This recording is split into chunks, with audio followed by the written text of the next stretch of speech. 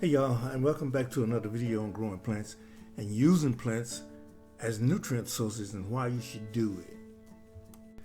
And if you like these videos, give us a like and subscribe to our channel and hit that notification bell, will you?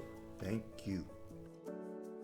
In the last video, I explained to you that grains and legumes have the highest amounts of amino acids available in plants, and the benefits of using these legumes as a nutrient source in your garden and how to extract them.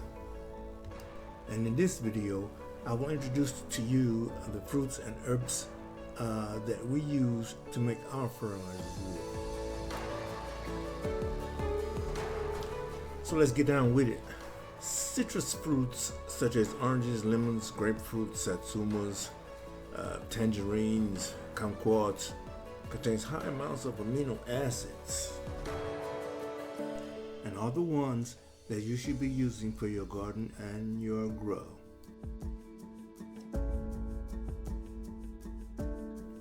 Other fruits would include apples, bananas, and pomegranate that contain some of the highest amounts of natural growth hormones available in plants.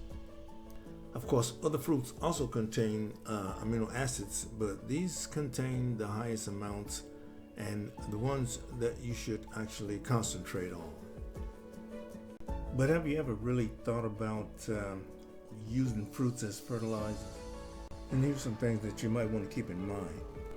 And that is that the most important and nutritious part is actually the peel.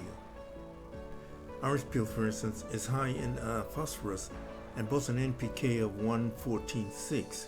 But if you burn them to make an ash, the potassium value will be at least 4 times higher. Apple peel is one of the main components in Shiva's soil saver, which is one of our dry nutrient products. Apple peel boasts NPK of 0.511, which, as you can see, is very high in phosphorus and potassium, and is also one of the most amino acid rich fruits, containing around 16 amino acids altogether. Just make sure that you use red apples because they are more nutrient rich than all other apples. Banana is one of my favorite fruits for many reasons.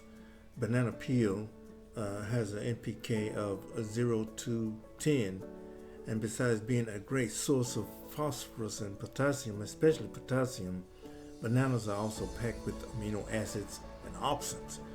And when you ash them, the NPK becomes even higher. They also contain the amino acid tryptophan, which is the feel-good hormone, and also silica. And as I said before, almost all fruits contain growth hormones. It's just that some have more than others. And this also holds true for herbs.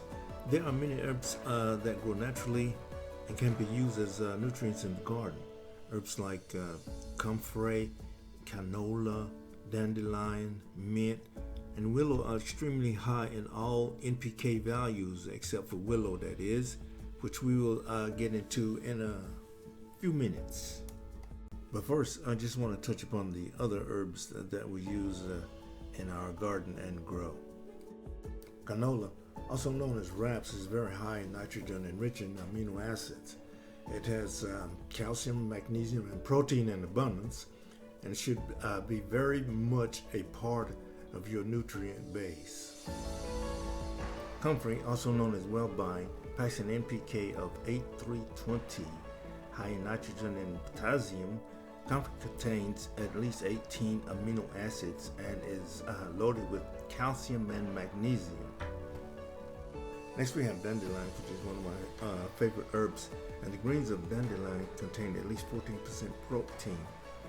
Dandelion contains also all 9 essential amino acids, making it a complete protein.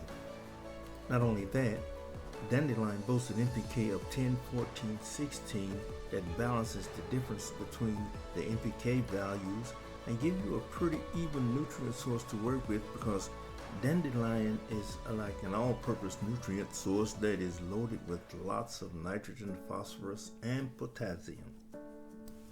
Next up is mint. And mint leaves have a complete source of protein, and they contain 10 out of the 21 amino acids known to mankind. High in nitrogen and potassium, calcium, and magnesium, mint is definitely a herb that you want to use in your garden and in your grow as well. And that brings us up to willow. And I waited to do willow last because I wanted to impress upon you the importance of this herb and plant. Willow, white willow, pussy willow, or even aspen, whether using inside or outside, willow is definitely a plant that you need, not only as a nutrient source, but also because of the antifungal properties. Willow is comprised basically of two substances, auxins and salicylic acid. It contains high levels of the auxin amino acid, which are endobutyric acid growth hormone and regulators that promote root growth and development. On the other hand, salicylic acid is a chemical that stimulates the plant's natural immune system in the event of a pathogen attack. When fermented into an easy-to-make solution, three substances work together to support plant growth. First of all, the leaves are extremely high in vitamin C, 7 to 10 times higher than oranges, rocket salad, rhubarb, even butterleaf lettuce. And second, the inner bark is high in calcium, magnesium, zinc, and other trace elements. And finally, the branches.